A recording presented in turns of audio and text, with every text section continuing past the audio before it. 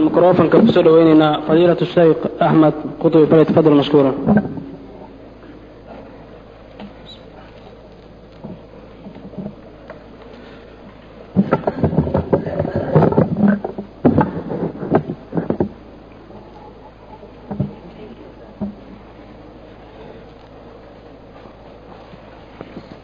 بسم الله الرحمن الرحيم. الحمد لله رب العالمين والعاقبة للمتقين ولا عدوان إلا على الظالمين والصلاة والسلام على أشرف الأنبياء والمرسلين سيدنا محمد وعلى آله وصحبه أجمعين، وبعد، السلام عليكم ورحمة الله وبركاته. intaa kadib meel uu qofku ku nagaado buqcaddii ama meeshii ugu fadli badnayd ayaan fadhinaa fii buyuutin adina allahu an turfaca wayudkara fiiha smuh yusabbixu lahu fiiha bilguduwi waalaasaali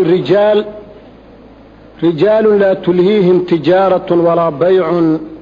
can dikri illahi waiqaami الsalaati waإiitaaءi الzakaah yakhaafuuna yowman tataqallabu fiihi alquluub waalabsaar ayaanu fadhinaa. marka qofka intuu fadhiyo meeshii uu ku tukadayna malaa'igta ayaa u ducaynaysa, allaahumma akfir lahu allaahumma arxamhu ayay dhahaysaa, sida xadiidka bukhaariga ku soo aroortay. intaa kadib saad u maqlayseen waxaanu isugu nimid nabiga calayhi الsalaatu wassalaam in aanu ka sheekayno oo aynu xusno mawlidkiisa ama faraxiisa in loo farxo oo loo dabaaldego qof walbaba sida uu ugu farxo. taa waxaan u malaynayaa habeen dhexe ayaanu ka hadallay oo muxaadaro dheerna laga jeediyey waana la duubay. marka xukmuhu fi lislaam qofkii rabo wixii culimmadeenna islaamku ay ka yidhaahdeen mawlidkaa oo la dhigayey ama socday 1000 sano wax ku dhow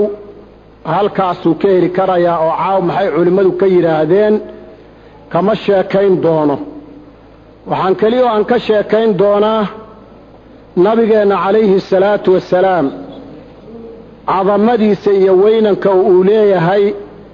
taa ayaan rabaa in aan ka sheekeeyo. waxaan arki doonnaa ama aynu ognahay sida siyarka lagu qoray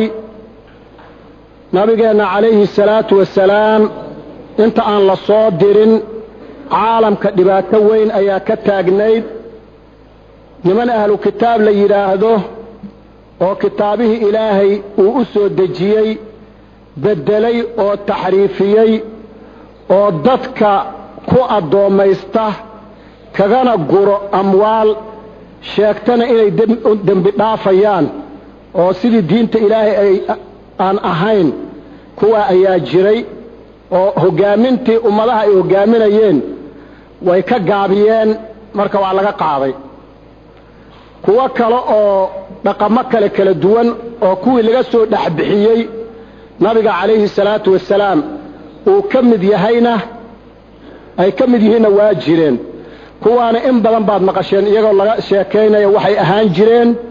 siirada waa la wada dhegaystaa oo in lagu celceliyo macno weyn ma sii leh.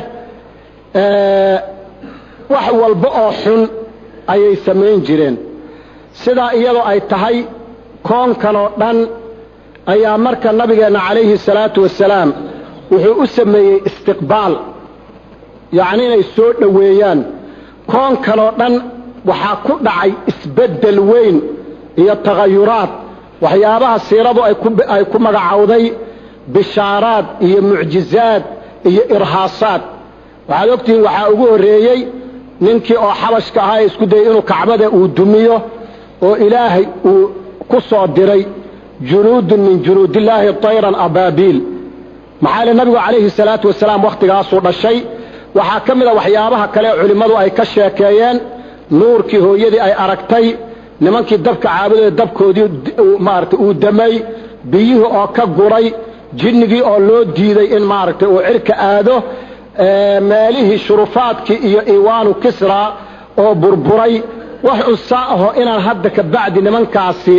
ayna diintoodii iyo wixii ayna sii socon doonin oo afgembi uu soo socda u sii gogol xaarayso ayaa dhacay marka koonkii sidaa ahaa nabi maxamed calayhi salaatu wasalaam oo yatiimu abi aalib loo yaqaanay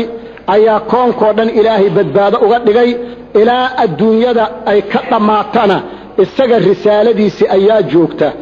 marka bini aadamka wakhtiyaasha ka mida ama dowlooyinka ka mida nin hadduu ummad u soo jiido nasri ama guul ay cadowgooda ka guulaysteen ama ma ahe maaragtay uu dowlo curiyo ama boqor caadil ah maalin la dhalay ayay dadku ka sheekeeyaan oo siiradiisii wax laga alifaa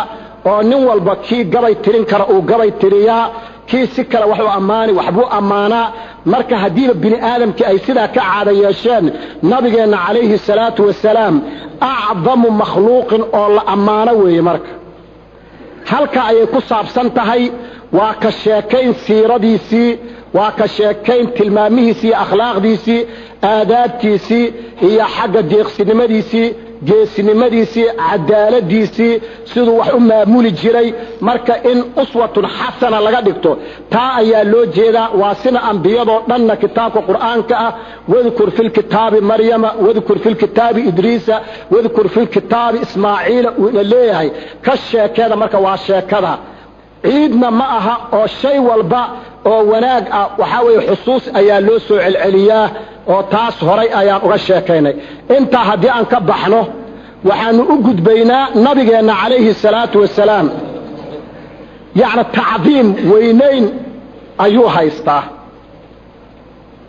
khudbadii maanta jumcadani intii nala tukatay way la socotay waxaanu sheegnay marka nabigeenna calayhi salaatu wasalaam rabbigii abuurtay ayaa tacdiimiyo weyneeyey waa kow waxaa kale oo weyneeyey oo aad u ammaanay oo weyneeyey oo tacdiimiyey oo ixtiraamay malaa'igtii ilaahay waxaa kale oo nabigeenna calayhi salaatu wasalaam aad u ixtiraamay ambiyadii alle waxaa kale oo ixtiraamay mu'miniintii isaga raacsanayd ilaa maalintuu joogay ilaa uu adduunyadu ay ka dhammaato oo waanu arki doonnaa waxaa kale oo ixtiraamay oo caalimulghaybka inaga jinniga waxaa kale oo ixtiraamay xayawaankaas dhulka marayee nool ayaa weyneeyey nabiga calayhi salaatu wasalaam oo mucjize ahaan u ixtiraamay waxaa weyneeyey oo tacdiimiyey jamaadaad oo aan inagu ay inala tahay inayna waxba garanaynin laakiin mucjizadu ay inoo caddaysay in ay wax garanayaan waxaa kale oo nabigu calayhi salaatu wasalaam adduunyadii mar hadduu sidaa ilaahay fadligaa badan oo lagu tacdiiminayo uu ilaahay uu siiyey aakharana inuu tacdiimkii uu wadanayo oo ambiyadoo dhan ay maaragtay tacdiimin doonto iyo mu'miniinta iyo xataa gaalada oo liwaa'ulxamdi wax la yidhaahdo uu xambaari doono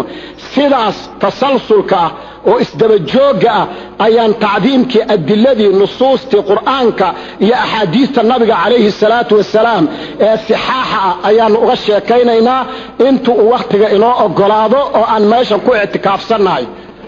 marka waxaannu ka bilaabaynaa weynaynta allah subxaanahu wa tacaala uu nabiga weyneeyey calayhi salaatu wasalaam waxaa ugu horaysa in qur'aanka lafdigiisa lagu ammaanay meelo badan oo qur'aanka ka mid ah oo aad arkayso waa la ammaanay alla ayaa ammaanay marka qof uu alla ammaanay adigu inaad ammaanto soo maaha marka waxaa weeyaan ammaanta siday culimmadu yidhaahdaan kutubo dhan baa laga alifay maantana waan ishaaray yacni inta aan arkayna sheekha la yidhaahdo ibnu kasiir fi lbidaaya wanihaaya juska oo siirada ah iyo aqwaasha uu soo ururiyey iyo nabiga calayhi salaatu wasalaam sida uga sheekeeyey kaasoo kale anugu ma ana arkin sida xaqiiqada ah caalim culimmada shaaficiyada ka mid ah oo sheekh abulxajaaj almuzi la yidhaahdo iyo zamlakani waxay aad uga sheekeeyeen waxyaabaha tacdiimka uu ilaahay uu nebigiisa siiyey calayhi salaatu wasalaam kuwii baan bilaabaynaa waxaad arkaysaa xubin xubin ayuu qur'aanka u ammaanay waxaad aqrin suuratu najmi wannajmi idaa hawaa maa dalla saaxibukum wamaa hawaa wamaa yantiqu cani ilhawaa waa aayad qur'aanah waxaa weeyaan allah subxaanahu wa tacaala wuxuu nasahay oo ammaanay oo weyneeyey carabka nabiga calayhi salaatu wasalaam maxaa carabkiisaas wax aan xaq ahayn kama soo baxayo saa daraaddeed ba asxaabtu waxay dhaheen yaa rasuula allah annagu waxbaan kaa qoraynaa marmarna waad cadhaysan tahay marmarna raalli baad toos iska caadi baad tahay sidee bay marka u ekaanaysaa wuxuu yidhi iga qora laa aquulu ilaa xaqan laa fi lghadabi walaa fi alridaa haddaan cadhaysnahay iyo haddaan raalli ahay wax aan xaq ahayn carabkaygaa kama soo baxayaane qora buu yidhi marka waxaa weye wamaa yantiqu cani ilhawaa in huwa ilaa waxyun yuuxaa marka carabkiisii baa la faalleeyey waa laga sii wadayoo markaasaa haddana waxaa la ammaanay yacni fu'aadkiisii qalbigiisii isagoo la ammaanayo waxaa la yidhi maa kadaba alfu'aadu maa ra'aa qalbiga nabiga calayhi salaatu wasalaam been ma sheegin baa la yidhi waa qalbi runlow ah qalbigiisa maa kadaba alfu'aadu maa ra'aa afatumaaruunahu calaa maa yaraa miyaad kula murmaysaan idinku wuxuu arkay waa gaaladii baa markaa lala hadlayey kaa u arkay ama jibriil ha ahaado ama nabiga calayhi salaatu wasalaam ha ahaado laakiin jibriil inay tahay halkaas suuraddan ayaa xoog badan waa laga sii gudbo markaasa haddana waxaa la faalleeyey oo la ammaanay labadiisa indhood waxaa la yidhi maa zaaqa albasaru wamaa tagaa labadiisa indhood isma moodsiinin baa la yidhi isma zaaqa macnaa waxaa weeye adigoo wax fiiri islahaa oo intaad si unu indha sarraxaaday aad wixiiba hubi weyday waxaa la yidhi nabigeenna calayhi salaatu wasalaam waa qawi weeye anwaarta ilaahay wax uu ku xamilaa ilaahay siiyey oo haddii lagu yidhi muxuu ahaayey nabi muuse markuu isagu ilaahay baryey inuu arko alle yaa layidhi lan taraani walaakin indur ila aljabali fain istaqara makaanahu fasawfa taraani falama tajallaa rabbuhu liljabali jacalahu dakkan wakhara muusa saciqa wuu dhacay laakiin nabigeenna calayhi salaatu wasalaam sida qowla jamhuurulculamaai axaadiista ay qabaan ra'aa rabbahu bicaynay ra'sihi mana dhicin mana suuxin marka maa zaaqa albasaru wamaa tagaa laqad ra'aa min aayaati rabbihi alkubraa marka haddana waxaa la faalleeyey ishiisii waa laga sii gudbayoo haddana siaan u aragnay laabtiisii markale fu'aadkiisaa la yidhi qalbigiisii waxaa la alam nashrax laka sadrak saasaa ilaahay yani miyaanan qalbigaaga iyo xabadkaaga miyaanan waasic ka dhigin waa laga sii wadayoo ilaahay haddana dhabarkiisa in uusan dembi xambaaraynin yaa waxaa le wawadacnaa canka wisrak alladii anqada dahrak marka nabiga calayhi salaatu wasalaam xubin xubin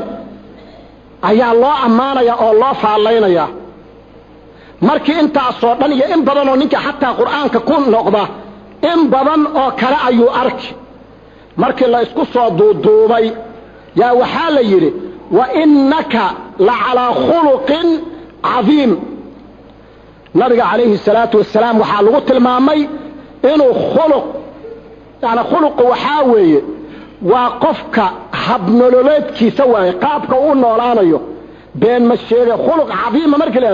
waa nimaan muxuu ahaayey makaar aan ahayn oo dadka aan dhagraynin been u sheegaynin aan muxuu ahaay isdaba marinaynin oo deeq badan yaani wax alla wixii wanaagsan waxaadna ku garan Caaisha markii la weydiiyey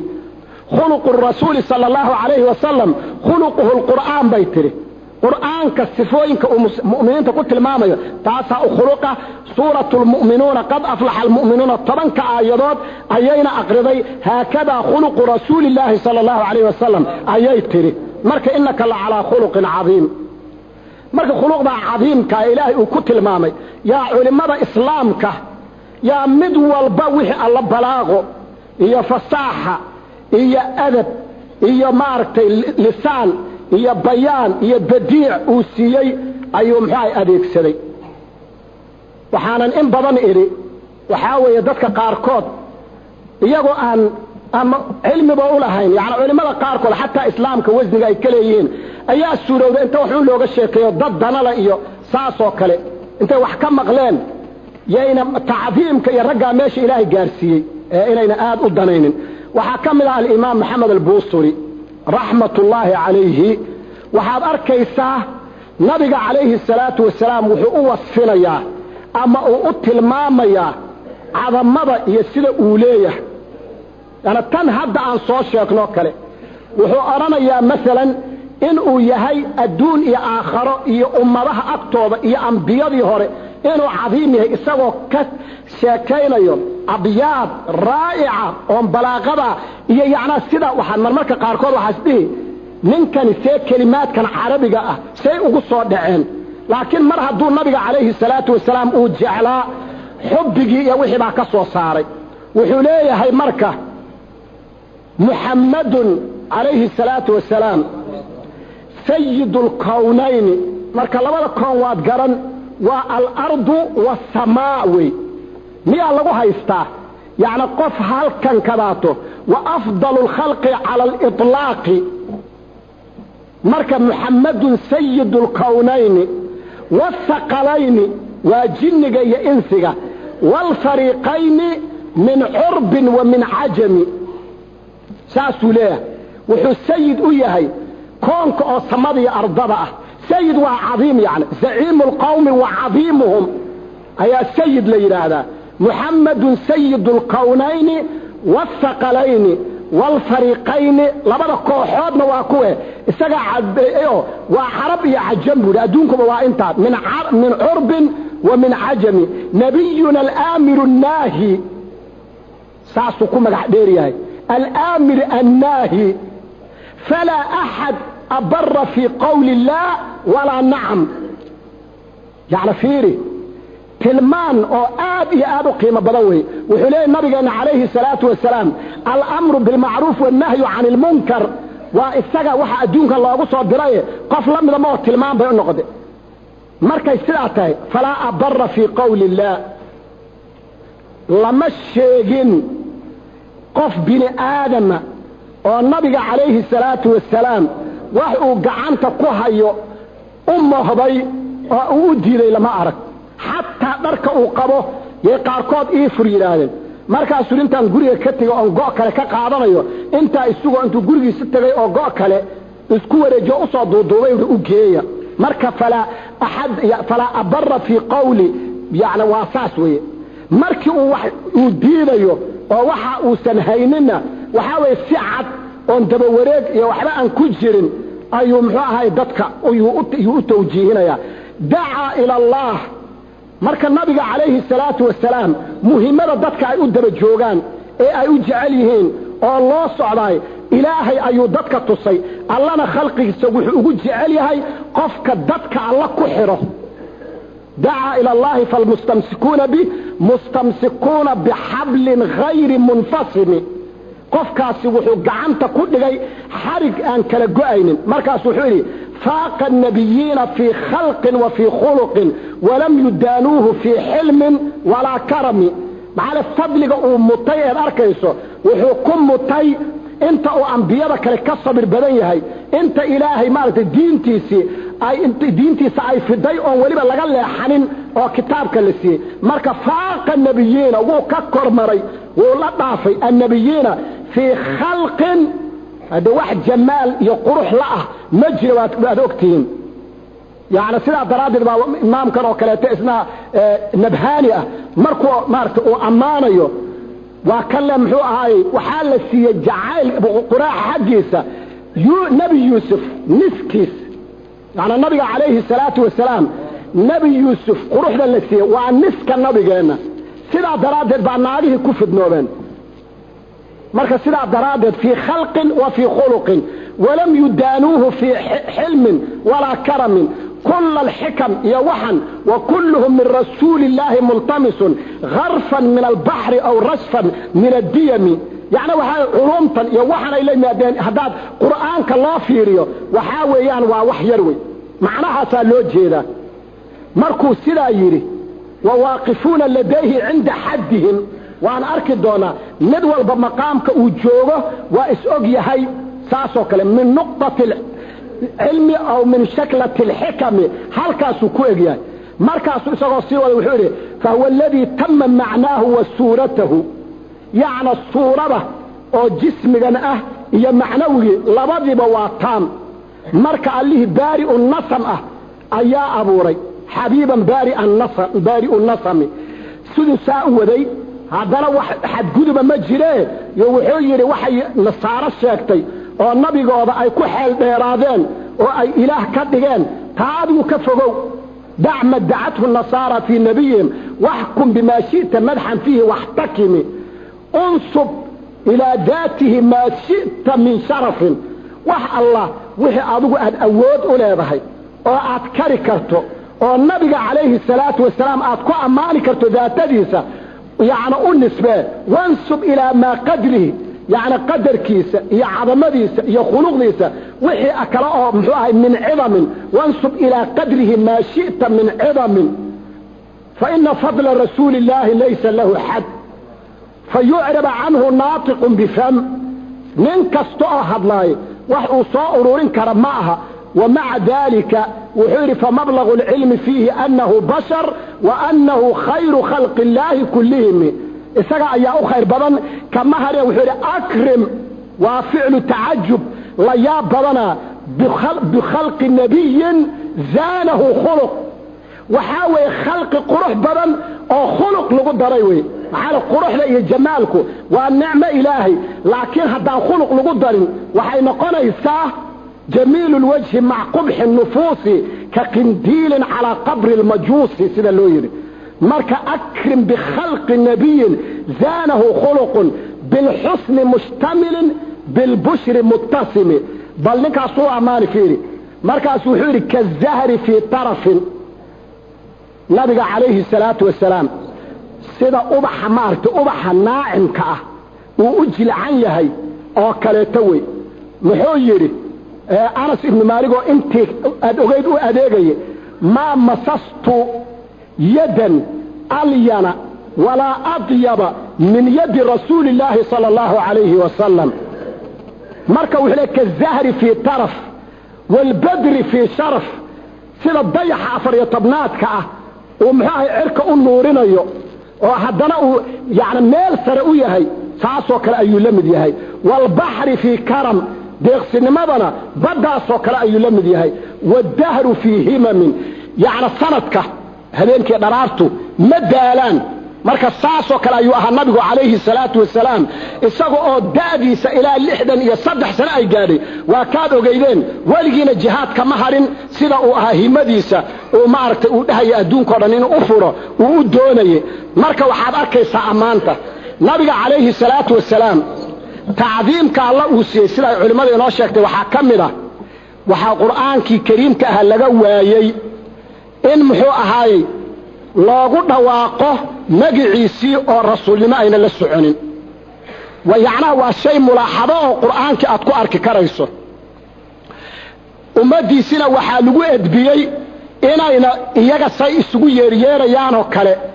أنا النبي أقول واقنا عليه الصلاة والسلام لا تجعلوا دعاء الرسول بينكم كدعاء بعضكم بعضا هذا لو سادتكم سلادهين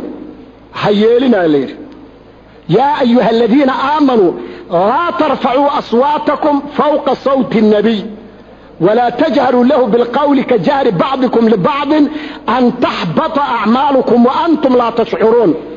يعني النبي هذا الكيسة هذا الكلام كورمريو عمل كده كابري وإذا بدرو قال لي ما يكيني. يعني ما كان حد قرن الساماشة تقديرك كجيرو آياته القرآن كها ما كان علماء الراعين نبي كستو يا رسول كلا شن يلا بعتم بالقرآن كشيء واد قرن إنسان مدول بوحال أركي الساقو مقعيس اللي قلنا دنيو وهبلو ولا ليه أو كلمة الرسالة حق دمينا كلا جيرين أو إسكسيبها يا آدم اسكن أنت وزوجك الجنة رسالة إيو نبوة من الله ومن واقن يا آدم يا إبراهيم أعرض عن هذا أيا لغيري يا نوح بت بسلام منا نبي نوح وهل كندك يا موسى أقبل ولا تخف يا هارون اخلفني في قومي يا داود إنا جعلناك خليفة يا زكريا إنا نبشرك بغلام يا يحيى خذ الكتاب قرآن كساس أي أرهض ليا نبينا عليه الصلاة والسلام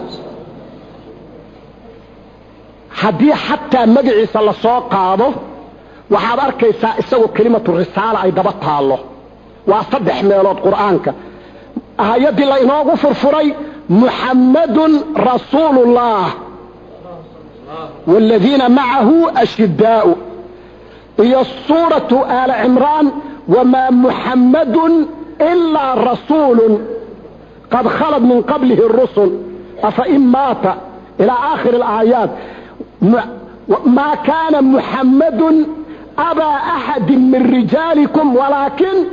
رسول الله لو يطيع وهكذا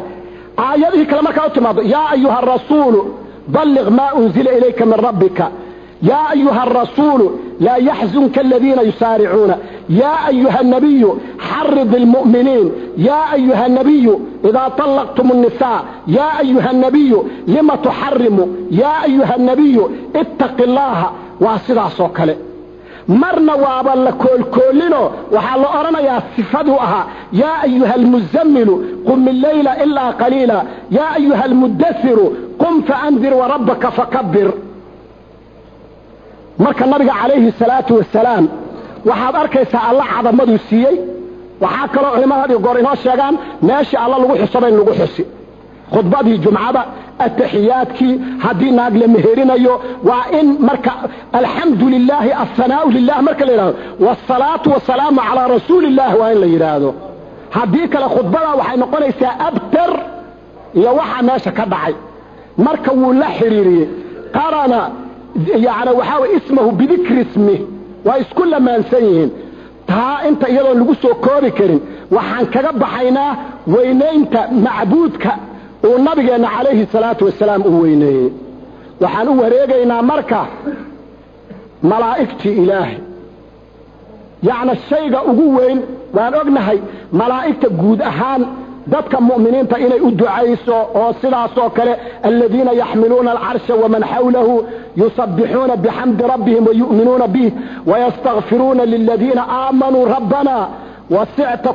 wa kubariyal way sidoodaba oo inaga waxa weeyaan ilaahi inoo soo diray oo waardiyaha inaga qabanayo oo ina jecel oo acmaasha wanaagsan markaan qorno ilaahay naxariistiisa isla markiiba qora la dhigi hadii aan xumaan sameynana la dhahayo bal waa intaas soo toobad keenay oo kaadiya sidaas laakiin nabigeena calayhi salaatu wassalaam mid ay cadahay oo dadkoo dhan ay og yihiin waxa weeyaa waa laylatul israa wal mi'raaj iyo ilaa maalintii nabigeena calayhi salaatu wassalaam la dhalay jibriil sidoo ku ahaa oo qalbigiisa uu jeexay oo maxay buraaqda ugu keenay sida maarta uu u garab socday taas way marka si aan muxuu ahay aan horay uga gaarno waxaad arkaysaa habeenkii mi'raajka ee la dheelmiyay nabigeena calayhi salaatu wassalaam markuu koox malaa'ig ah oo samooyinka ilaahay kamida oo maraba jibriil bay weydiinayaan waa kuma waa jibriil yaa kula jira muhammad calayhi salaatu wassalaam miyaa la soo diray way u sii togaayeen haa markaas maxay leeyihiin marhaban bihi wala ni'mal maji'u jaa يعني way soo dhaweynayaan way tarxiibinayaan way tacdiiminayaan ilaa markii dambe muxuu ahayd samada 7 oo ka haro jibriil allah subxaana wa tacaala si ula munaajoodo marka uu yidhi ma anigoo saaxiib aan nahay ayaad halkan igaga haraysaa markaasuu wuxuu yidhi haddii aan intaa in leed faryaro caaradeed horay u sii dhaqaaqo waan guban lahaa wamaa minaa ilaa lahu maqaamun macluum wa innaa lanaxnu saafuuna wa innaa lanaxnu lmusabbixuun annagu halkaasaad nagu og tahay meeshaa ma gaari karno waa darajaadii keliga aad iska leedahay sii hormar bayuu yidhi jibriil nabiga calayhi salaatu wasalaam iyagana waa la sii wadwadi karaa laakiin halkaasaan kaga tegaynaa ambiyadii ilaahay markaan u nimaadno iyaga naftoodii waa sidiioo kale waxaan arkaynaa horta qur'aanka ballan buu ka qaaday waid akhada allaahu miihaaqa nabiyiina lamaa aataytukum min kitaabi wa xikma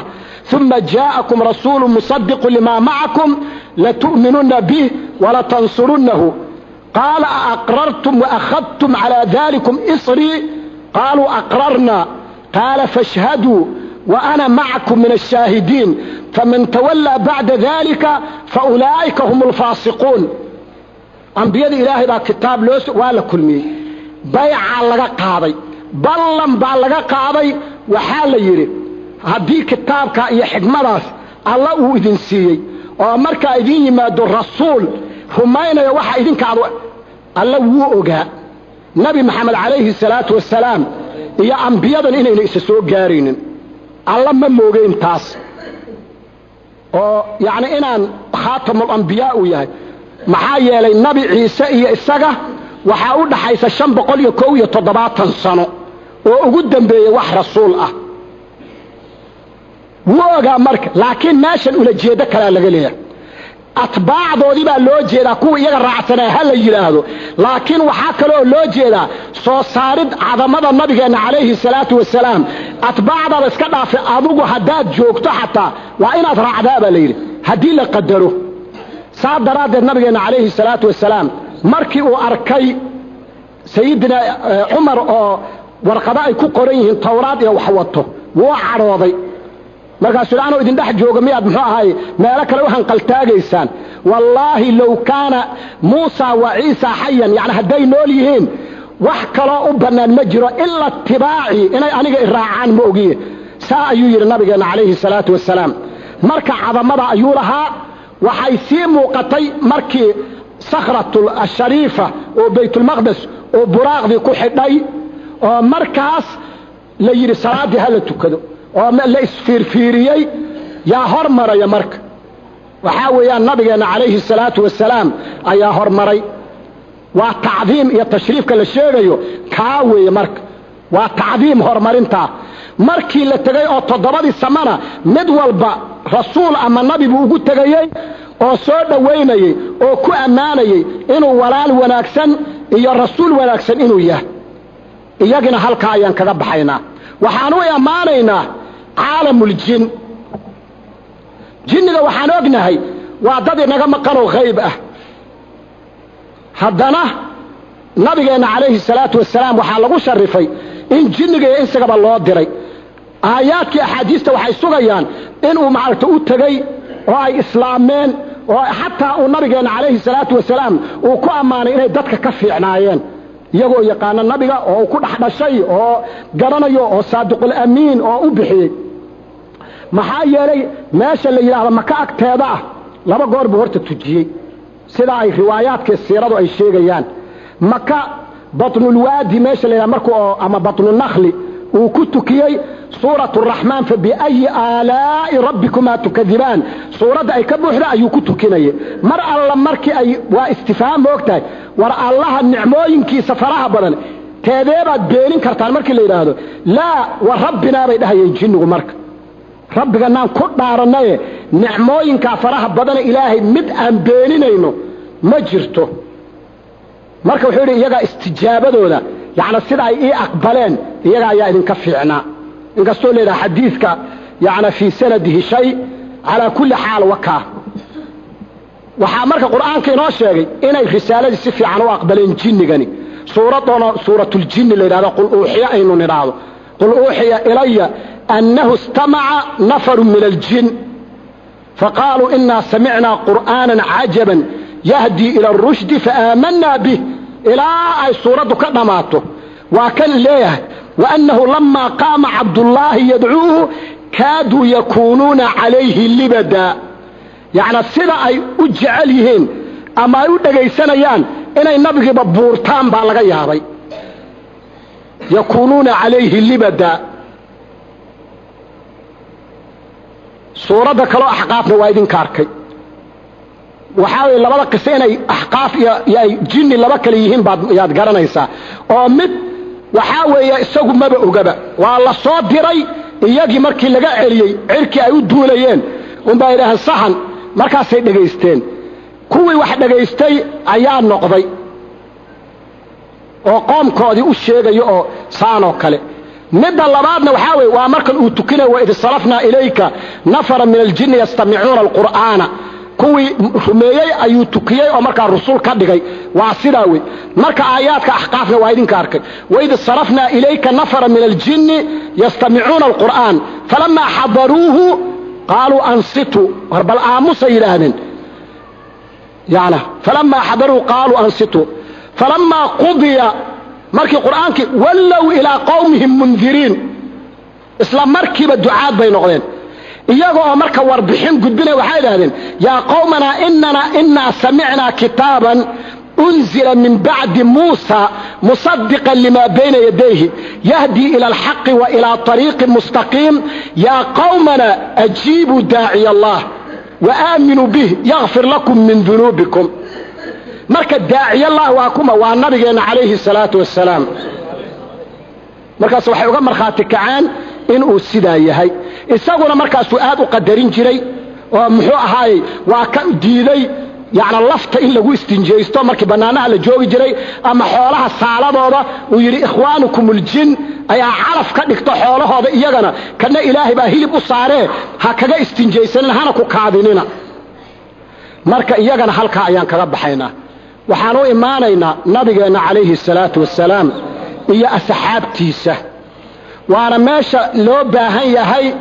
dadku inay aad u dhuuxaan oo waxyaabaha qaarkood yaana asxaabta jacaylka nabigeena calayhi salaatu wassalaam meesha ay ka gaareen yaana dadkan wuu iska maarkay waxa kamida ninka Sa'd ibn Abi Waqqas leeyahay waa isaga sheekeynayo wuxuu anigu laba xaalaan soo maray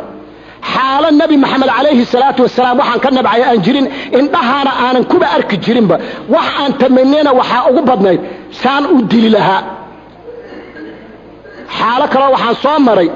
aan qof aan ka jeclahay una jirin marka waliba waxa la dadka fiir muuminiinta tawaaducooda wuxuu yiri sidaa hore naca hore hadaan ku dhiman lahaa naartan geli lahaa ma shakirin markan dambe oo sidaa u jecel yahay wuxuu yiri qof aan ka jeclahay aan jirin baan soo maray jacaylka aan jeclahay daraadii anigoo agtiisa fadhiyo indhaha kama buuxsan karo ijlaalan wa ta'dhiiman wa haybatan lah hatta ma fiirin karo saas ayuu yiri markaas wuxuu yiri anigoo xaalada hadaan dhinto waxaan rajayn lahaa tii hore wuu jazmiye bal eeg marka qofka muuminka daa'ima waa sida waxaan rajayn lahaa in aan muxuu ahaa ilaahi ii dambi dhaafo amaan wax helo taas waa madkhal marka siiradoo dhan baa sheekaynaysa jacaylka nabiga calayhi salaatu wassalaam dadka ay u qabeen waxaad ogtiin Abu Bakar markii godka la galay inuu isagu gaashaan u noqday markii la socday inuu marna hor marna gadaal marna hor oo maxaad marna horay u marna gadaal baa leeyahay wuxuu markaan horta mar waxaan dhihi arma gadaasha lagaga yimaada nabiga calayhi salaatu wassalaam markaan gadaasha marana arma xagga hore lagaga yimaada waa saas weey waa kow awal dagaal oo dhacay waad ogtihiin yaana badar buu ahaa ilaahay ka nasri buu siiyay cariish bay u dhiseen way waardiyeen ka yaana laakiin uhud hatta haweenki nusayba binti kacab waxaad garanaysaa nabiga calayhi salaatu wassalaam ayaa waxa isaga dhigeen gaashaan ilaa